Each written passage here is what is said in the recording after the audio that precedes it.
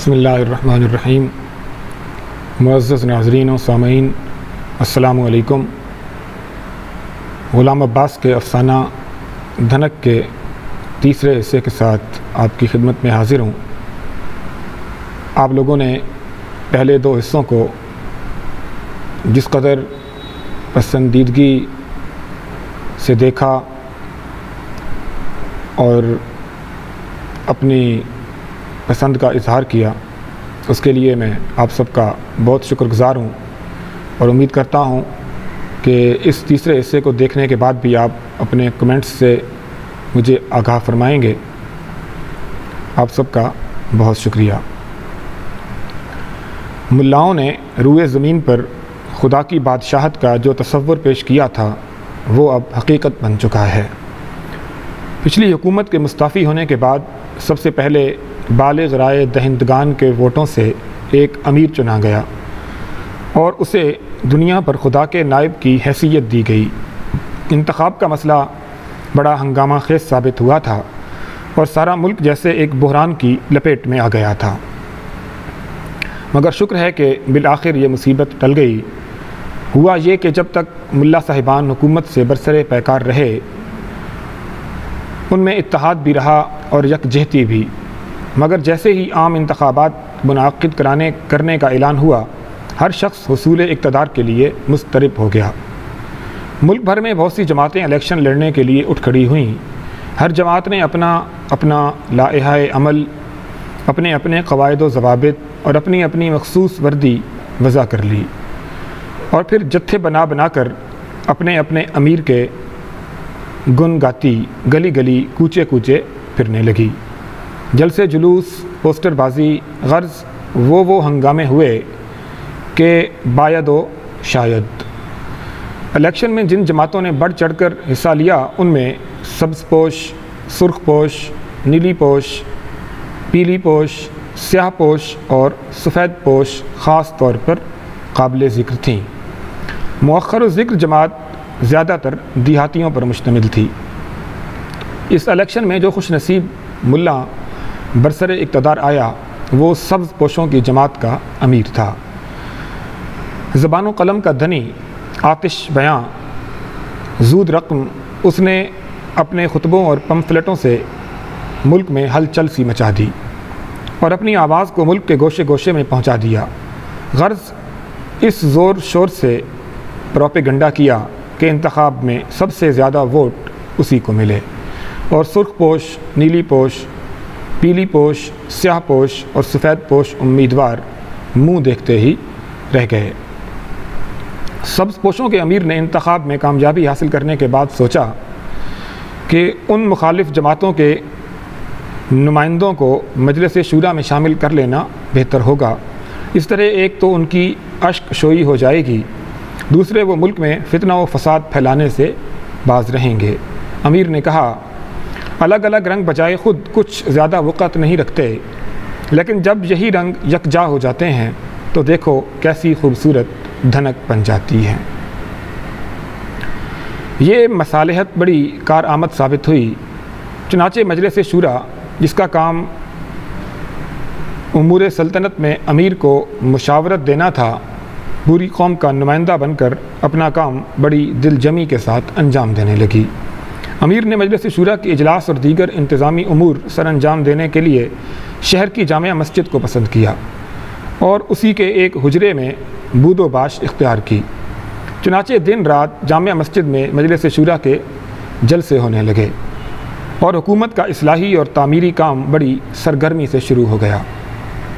مجلس شورا نے سب سے پہلے اپنی توجہ اس امر پر مرکوز کی کہ پچھلی حکومت کے زیر اثر معاشرے کے رگ و پے میں مغربی تہذیب و تمدن کا جو زہر سرایت کر گیا ہے، اس کو زائل کیا جائے۔ چنانچہ تمام انگریزی طور طریقے، لباس، آداب معاشرت یک قلم موقوف کر دیے گئے، بلکہ اس اقدام کو زیادہ مؤثر بنانے کے لیے نہ رہے بانس نہ بجے بانسری کے مصداق انگریزی زبان کی تحصیل ہی کو نصاب تعلیم سے خارج کر دیا گیا۔ ملک کی زمام کار امیر نے خود اپنے ہی ہاتھوں میں لی اور پچھلی حکومت کے انتظامی امور کے طریقے سیکریٹریٹ اور اس کے ماتحت جملہ شعبے منسوخ کر دیے گئے اور ان کی پچھلی فائلوں اور تمام ریکارڈ کو نظر آتش کر دیا گیا، البتہ پولیس اور چنگی کے محکمے بحال رکھے گئے۔ تمام اسکول، کالج اور یونیورسٹیاں اور مروجہ طریق تعلیم منسوخ کر دیا گیا اور اس کے بجائے دینی مدرسے قائم کیے گئے جو عموماً مسجدوں سے ملحق ہوتے تھے۔ ان مدرسوں میں فقہ، حدیث، تفسیر وغیرہ علوم شریعہ اور فن قدرت کی تعلیم دی جانے لگی۔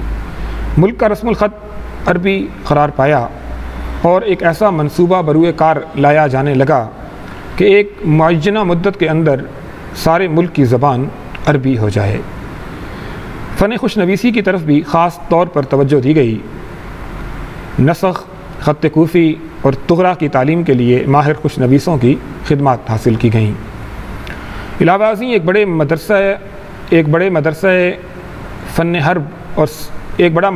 فن حرب اور سپاہ گری کی تعلیم کے لیے بھی کھولا گیا، جس میں تلوار، نیزے، گرز اور برچی بھالے کے استعمال کے گر سکھائے جانے لگے۔ عورتوں کی وہ تمام آزادیاں اور بے پردگیاں جن کی پچھلی حکومت نے کھلے بندوں اجازت دے رکھی تھی، کلیتاً ختم کر دی گئیں۔ علاوہ ازیں انہیں بے حجابانہ گھر سے باہر نکلنے کی بھی ممانعت کر دی گئی۔ پھر چونکہ بقول ملا نہ تو عورتوں کو مملکت کے انتظامی مناصب دیے جا سکتے تھے اور نہ وہ عہدوں پر فائز ہو سکتی تھیں، اس لیے ان کے لیے اعلیٰ تعلیم کی ضرورت ہی نہ سمجھی گئی۔ ان کے لیے تو بس اتنا ہی کافی سمجھا گیا کہ وہ عام اصول دین اور امور خانہ داری جان لیں یا زیادہ سے زیادہ دھوبی کے کپڑوں کا حساب رکھ سکیں۔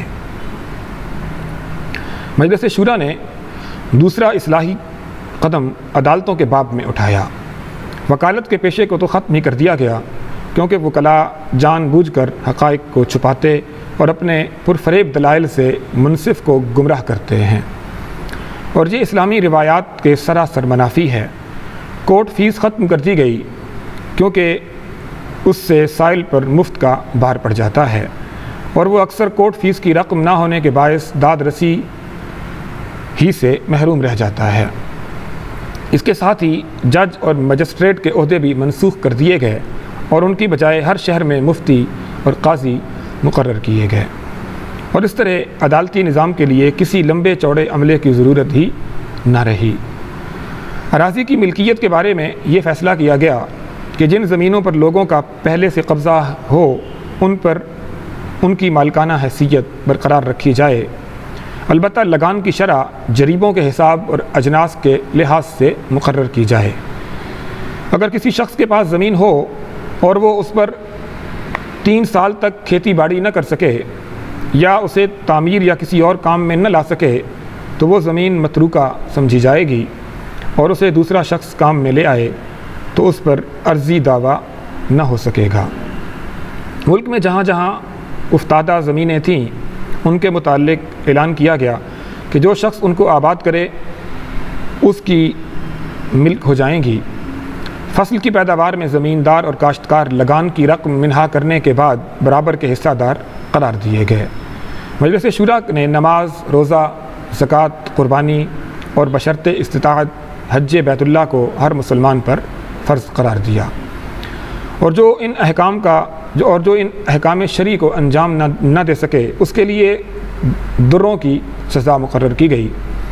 جائیداد پر جس میں اراضی، نقدی، زیور، گائیں بھینسیں، اونٹ گھوڑے، بھیڑ بکری شامل تھی، زکوٰۃ کی شرح مالیت کا 40واں حصہ یعنی 2.5% سالانہ ٹھہری۔ مسلمان دولت جمع کر سکتے ہیں اور اسے کاروبار میں بھی لگا سکتے ہیں، مگر یہ دولت ان کے مرتے ہی ان کے عزیز و اقارب میں تقسیم کر دی جائے گی، اور اگر کوئی وارث نہ ہو تو ساری رقم بیت المال میں جمع کر دی جائے گی۔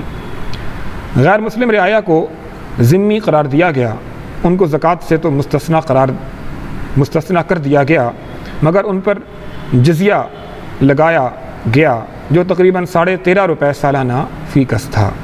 البتہ جو ذمی عساکر اسلام میں بھرتی ہونا پسند کریں ان پر سے جزیہ کی قید اٹھا لی جائے گی۔ یعنی غیر مسلم اقوام نے بعض غیر مسلم اقوام نے جزیہ کے خلاف آواز اٹھائی، مگر ان میں سے جو اہل دانش تھے انہوں نے اپنے ہم مذہبوں کو سمجھایا کہ اس طرح ہمارے امراء اور اہل ثروت کو زکوٰۃ سے چھٹکارا مل جائے گا، جو جزیہ سے کئی گنا زیادہ ہو سکتی ہے، اور انہوں نے جزیہ دینا منظور کر لیا۔ جرائم میں چور کے لیے ہاتھ کاٹنے کی سزا، غیر شادی شدہ زانی اور زانیہ کے لیے 100 درے اور شادی شدہ کے لیے سنگساری کی سزا مقرر کی گئی۔ شہروں اور قصبوں میں جہاں جہاں تھیٹر اور سینما تھے، سب کے سب دینی درسگاہوں یا یتیم خانوں میں تبدیل کر دیے گئے۔ ہوٹلوں اور کلب گھروں کی جگہ سرائیں بنا دی گئیں۔ وہ تمام کھیل جن سے مغرب جھلکتی تھی، مثلا کرکٹ، فٹ بال، ہاکی، ٹینس، گولف، بیڈمنٹن وغیرہ بند کر دیے گئے، اور ان کی بجائے شاہ سواری، نیزہ بازی، چوگان بازی، تیر اندازی کو اثر نو زندہ کیا گیا۔ نیز پہلوانی اور گرز زنی کے فن کو بھی فروغ دیا جانے لگا۔ اسلحہ سازی کے کارخانے سارے ملک میں وسیع پیمانے پر کھل گئے۔ لوہا اور فولاد، ڈھال، تلوار، نیزے، گرز اور برچھی بھالے کی صورت میں ڈھلنے لگا۔ مسلم رعایا کے ہر فرد کو بصورت مرد ایک تلوار اور بصورت عورت ایک خنجر کا مستحق قرار دیا گیا۔ چنانچہ جیسے ہی کوئی بچہ پیدا ہوتا، حکومت کے اہلکار تلوار یا خنجر لے کر اس کے گھر پہنچ جاتے۔ تلوار لباس کا جز بن گئی، یہاں تک کہ سقے بھی کمر پر مشک رکھے پہلو سے تلوار لٹکائے گھروں میں پانی بھرنے لگے۔ یہی کیفیت دھنیوں اور کھٹ بنوں کی نظر آنے لگی۔ جب ملک میں تلوار کی مانگ بڑھی اور لوہے کی کمی محسوس کی جانے لگی، تو مکانوں کے آہنی پھاٹک اور جنگلے قومی ضرورت کے تحت اکھاڑے جانے لگے۔ ملک میں آتشی اسلحہ کا ایک کارخانہ بھی کھولا گیا، جس میں بندوقیں، رائفلیں، پستول اور ان کے کارتوس اور گولیاں بنائی جانے لگیں، لیکن مجلس شورا نے آتشی اسلحہ کا استعمال سوائے اساکر حکومت کے رعایا کے تمام افراد کے لیے ممنوع قرار دیا۔ ادب اور شعر و شاعری پر بھی کڑی پابندیاں عائد کر دی گئیں، اور عاشقانہ غزلوں، نظموں اور گیتوں کو تو ادب سے خارج ہی کر دیا گیا، کیونکہ ان سے ملک کی بہو بیٹیوں کے خیالات پر برا اثر پڑنے کا احتمال تھا۔ البتہ حمد و نعت، رجز، مرثیہ و سلام اور قومی لوریوں کو شاعری میں افضل ترین درجہ دیا گیا۔ ناول، افسانے اور ڈرامے چونکہ من گھڑت قصے ہوتے ہیں اور دروغ گوئی کو تقویت دیتے ہیں، اس لیے معاشرے میں ان کی کوئی گنجائش نہ تھی۔ اخباروں میں ہر قسم کی تصاویر، یہاں تک کہ کارٹون تک چھاپنے بند کر دیے گئے۔ مصوری، سنگ تراشی، موسیقی وغیرہ کو فنون لہو و لعب قرار دے کر ان کی بھی کلی طور پر ممانعت کر دی گئی۔ کسب معاش میں ایسے تمام وسیلے حرام قرار پائے جن سے لوگ معاشرے کو اخلاقی یا مادی نقصان پہنچا کر روزی پیدا کرتے ہیں۔ چنانچہ شراب اور دوسری نشہ آور اشیاء کا بنانا اور بیچنا، عصمت فروشی اور رقص و سرود کا پیشہ، نیز جوا، گھوڑ دوڑ، سٹا بازی، لاٹری، معمہ بازی بند کر دی گئی۔ چونکہ سود خواہ کسی بھی شکل میں ہو حرام ہے، اس لیے ملک بھر میں بینک، انشورنس، انعامی بانڈز وغیرہ کے کاروبار قطعاً ممنوع قرار پائے۔ بینکوں کی تنسیخ کے بعد دوسرے ممالک سے زر مبادلہ کے لین دین کے سلسلے خود بخود منقطع ہو گئے، اور اس کے ساتھ ہی بین الاقوامی منڈیوں میں اجناس کی خرید و فروخت معدوم ہو گئی۔ ڈاکٹر اور سرجن کے پیشے بھی ختم کر دیے گئے، کیونکہ ان کی دواؤں میں شراب کی آمیزش ہوتی ہے۔ اس کی بجائے طب یونانی اور جراحی کو حکومت کی سرپرستی میں لینے اور نصاب تعلیم میں شامل کرنے کا فیصلہ کیا گیا۔ نرس کا پیشہ موقوف کر دیا گیا۔ ان سب پیشوں کو ختم کرنے کا نتیجہ یہ ہوا کہ ملک میں لاکھوں اشخاص بے روزگار ہو گئے۔ مجلس شورا نے سفارش کی کہ انہیں زمینیں دے دی جائیں تاکہ وہ کھیتی باڑی کر کے اپنا اور بیوی بچوں کا پیٹ پال سکیں، مگر مشکل یہ آن پڑی کہ اچھی اور قابل کاشت زمینیں پہلے ہی سے لوگوں کے قبضے میں تھیں، جو باقی بچی تھیں وہ یا تو بنجر تھیں یا ان کی مٹی میں سیم اور تھور کی بہتات تھی۔ چنانچہ انہیں کھیتی باڑی کے قابل بنانے کے لیے ان لوگوں کو بڑے جتن کرنے پڑے اور دور دور دریاؤں سے نہریں کھود کھود کر پانی لانا پڑا۔ ہر شخص کو حکم تھا کہ سیدھا سادہ لباس پہنے اور رہنے سہنے میں سادگی اختیار کرے، داڑھی رکھے اور لبیں کتروائے، کسی قسم کی شان و شوکت کا اظہار نہ کرے، نہ فضول خرچی اور اسراف میں پیسہ ضائع کرے، آرام طلبی اور تن آسانی کو ترک کر دے۔ چنانچہ پیش بندی کے طور پر ہر شہر کی دکانوں سے تعیش کی ساری چیزیں مثلاً refrigerator, air conditioner, washing machine, بجلی کے پنکھے، چولہے، استریاں، چینی کے ظروف اور کراکری کا سامان اٹھوا دیا گیا۔ یہاں تک کہ ٹوتھ پیسٹ اور دانتوں کے برش تک کو معاشرے سے خارج کر دیا گیا۔ اس کی بجائے مسواک کے استعمال پر زور دیا گیا کہ اس سے بقول ملا فصاحت بڑھتی ہے۔ علاوہ ازیں عہد حاضر کی تمام اختراعات و ایجادات مثلاً radio, television, telephone, tape recorder, record changer, کیمرے وغیرہ کی فروخت پر پابندی لگا دی گئی۔ بجلی کی روشنی کا بے جا استعمال جرم ٹھہرا۔ کوکا کولا، پاکولا اور تمام انگریزی طرز کے مشروبات ممنوع قرار دیے گئے۔ شہر میں جتنی اونچی اونچی عمارتیں تھیں ان کی صرف اتنی ہی منزلوں کو جائز سمجھا گیا جو جامع مسجد کے گنبد و مینار سے نیچی تھیں، باقی منزلوں کو منہدم کرا دیا گیا۔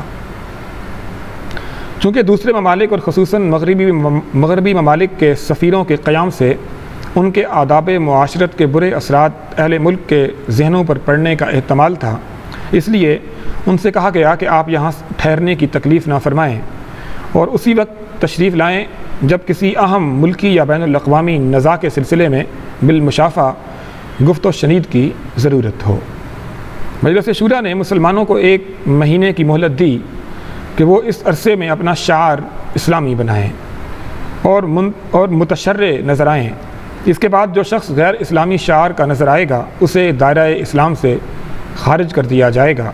وہ چاہے تو کوئی غیر اسلامی مذہب اختیار کر سکتا ہے، لیکن اگر وہ مسلم کہلانے پر اصرار کرے گا تو اسے مرتد تصور کر کے سنگسار کر دیا جائے گا۔ پہلے لوگ اپنا ہی ملکی لباس یعنی کرتا پاجامہ، شیروانی، ٹوپی پہنتے یا پگڑی باندھتے رہے۔ عربی لباس صرف کبھی کبھار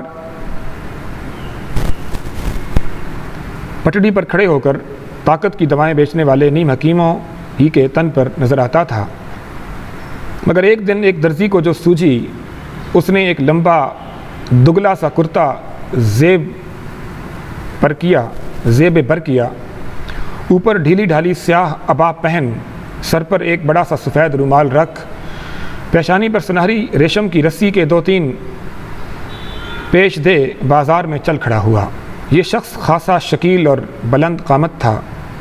یہ لباس اس کے جسم پر خوب پھبا، چنانچہ کچھ لوگ اس کے پیچھے پیچھے ہو لیے۔ وہ کوئی 3-4 گھنٹے شہر کے مختلف بازاروں اور چوکوں میں خوب گھوما پھرا۔ اس کے بعد اپنی دکان پر آ لباس اتار، باہر ایک کھونٹی پر لٹکا، نیچے یہ عبارت لکھ دی کہ یہ عربی لباس یہاں سے صرف 25 روپے میں دستیاب ہو سکتا ہے۔ پھر کیا تھا، لوگ دھڑا دھڑ آرڈر دینے لگے۔ ایک دوسرے کی دیکھا دیکھی عربی لباس کی مقبولیت ایک دم بڑھ گئی۔ ملاؤں کی حکومت کا پہلا سال ہر پاکستانی کے لیے بے حد صبر آزما ثابت ہوا۔ خود حکومت کو سخت اقتصادی مشکلات کا سامنا کرنا پڑا، مگر عوام نے اس کا پورا ساتھ دیا۔ ملاؤں نے خدا اور رسول کے نام پر اہل وطن سے جو بڑی سے بڑی قربانی بھی طلب کی، انہوں نے اس سے دریغ نہ کیا۔ مصائب اٹھائے مگر اف نہ کی۔ اس کے ساتھ ہی وہ صوم و صلات کے بھی ایسے پابند ہو گئے کہ ان پر کسی محتسب کے مقرر کرنے کی ضرورت ہی نہ رہی۔ جدھر دیکھو چھوٹے چھوٹے لڑکے سیاہ عبائیں پہنے، چھوٹی چھوٹی تلواریں کمر سے لٹکائے، ٹولیاں بنا کے خنجر حلال کا ہے قومی نشاں ہمارا گاتے ہوئے نظر آنے لگے۔ نماز کے اوقات میں مسجدیں نمازیوں سے اس قدر پر ہو جاتی کہ تل دھرنے کو جگہ نہ رہتی۔ جمعہ کے روز ہر طرف ایسی چہل پہل دیکھنے میں آتی جیسے کسی تہوار پر نظر آتی ہے۔ لوگ اپنے عزیزوں اور دوستوں سے تو اپنی مادری زبان ہی میں بات چیت کیا کرتے، البتہ غیروں اور اجنبیوں سے ٹوٹی پھوٹی عربی میں ہم کلام ہوتے۔ ادھر عربی لباس تیزی سے رواج پا ہی رہا تھا، بس ایسا معلوم ہونے لگا جیسے ملک کو عربستان ثانی بنانے کی رہرسل کی جا رہی ہو۔ معزز سامعین و ناظرین، غلام عباس کے افسانے دھنک کا تیسرا حصہ آپ نے سماعت کیا۔ اپنی پسند سے ضرور آگاہ کیجیے گا، میرے چینل کو لائک کیجیے گا، اپنے دوستوں کے ساتھ شیئر کیجیے گا اور سبسکرائب بھی ضرور کر دیجیے گا۔ انشاءاللہ آپ سے ملاقات ہوگی اس افسانے کے چوتھے حصے کے ساتھ۔ تب تک کے لیے اجازت دیجیے، اللہ حافظ۔